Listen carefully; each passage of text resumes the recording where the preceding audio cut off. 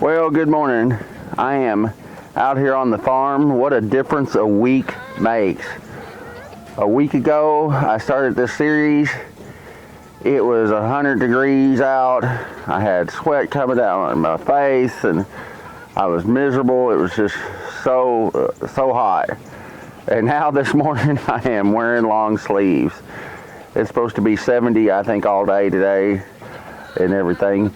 Yesterday, I went ahead and did my garlic row here in my raised beds and everything, and I wanted to kind of give you a little overview of that.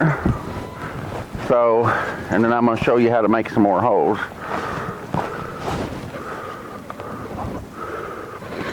So you can see, for my garlic, I've done about a hole every 10 inches and a row every 10 inches.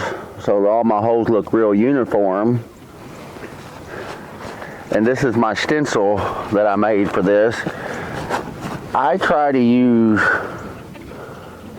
as much recycled material as I can. So this is all recycled material here that I have found either on the farm or we've picked up along the way somewhere.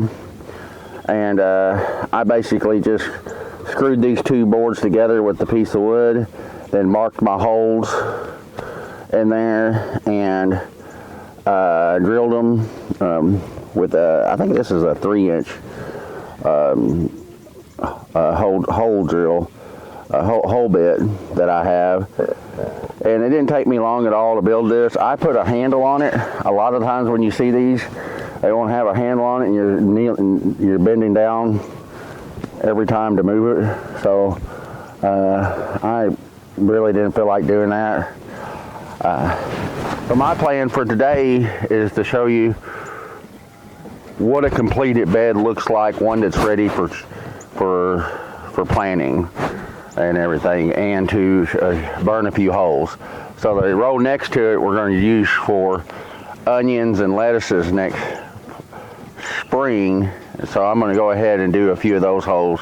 Oh, by the way, good morning, chickens. Chickens are always hungry.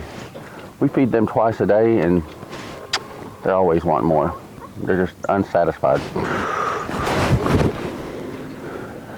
This is super simple. All you really got to do is make sure you don't catch the plastic on fire too much and then it goes back out. I have several different size torches and I have found that the smaller torch works the best.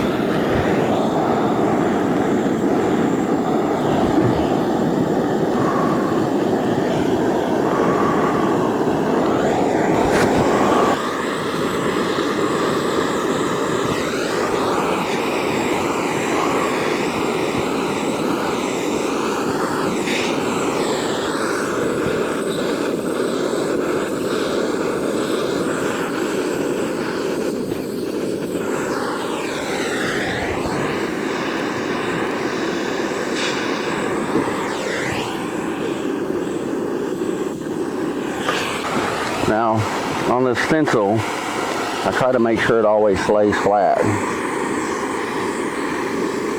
If not, it burns more than it's supposed to.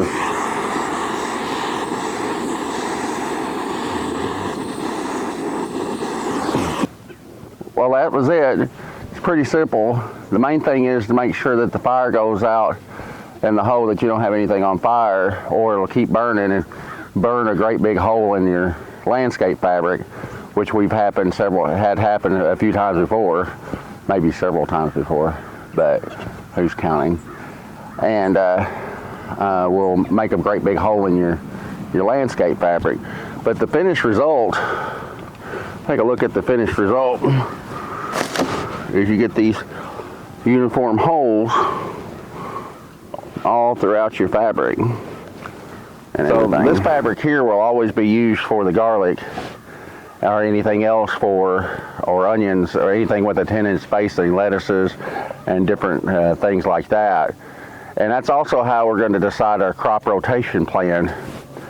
So things that, because it's too hard for an old country boy like me to keep up with all the families vegetables. I figured out I always have to spend a lot of time looking through the list to see what's what, and I don't know all the Latin names and everything, so whatever.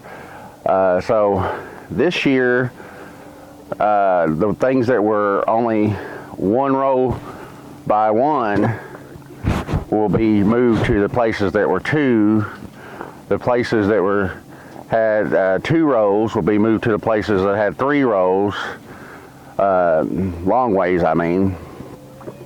And the places that had 4 will be moved to the 4, and anything with 4 or more will move to where the ones were the next year. So that's how I'm going to do my crop rotation, just use the landscape fabric to decide and just move it from year to year to the new location and everything.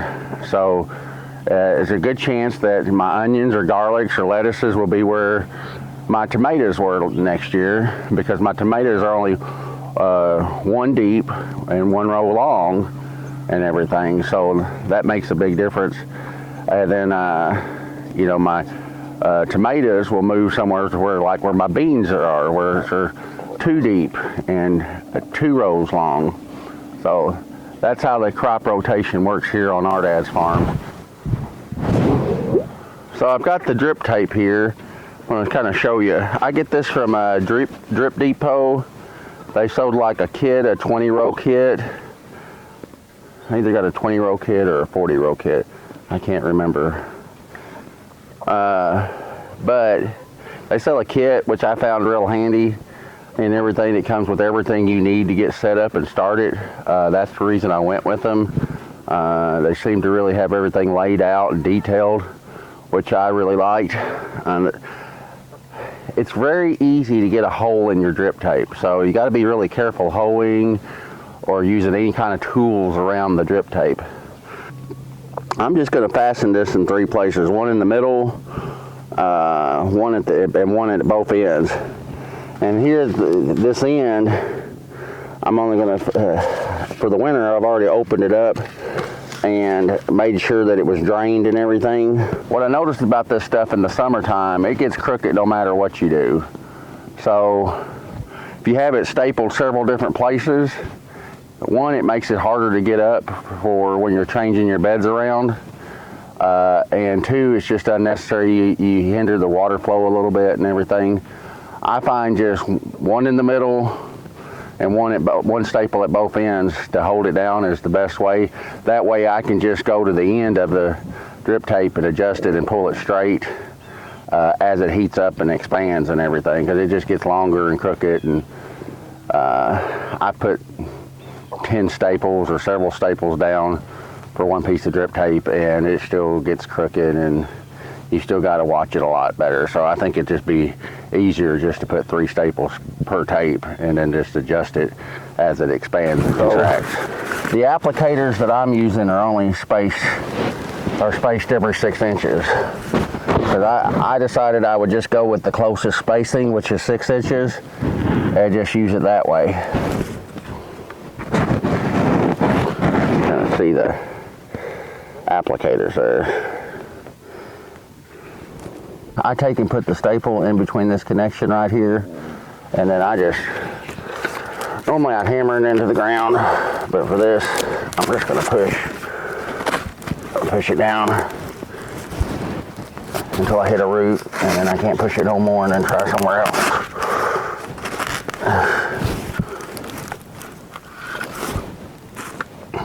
And then you just pull it straight at the end. So you kind of already laid it out. And it's laid on the rows. It looks really good. I've made sure all the water's out of it. We pulled the end caps off of the plugs at the end so that no water can stay in it and everything.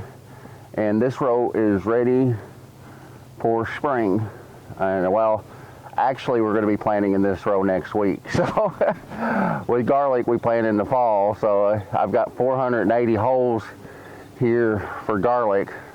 So hopefully we're going to have plenty of garlic come next spring for everybody. So I'm trying to do complete rows of everything, because what we did was we ran short on a lot of stuff. So we had enough for our personal needs but we didn't get to sell a whole lot because we didn't have a whole lot to sell. So our plan is to try to sell vegetables next year. So I'm having to plan ahead and get everything done and ready. So next spring, remember us for fresh garlic at least. So that completes my spring bed preparation, or my fall bed preparation, so that we can just start planting and everything. And hope you've enjoyed these 3 parts. I know that it was a little long in places, but this video is short, going to make up for it. So if you like these videos and you like me and Chris, be sure to like and subscribe. Thank you.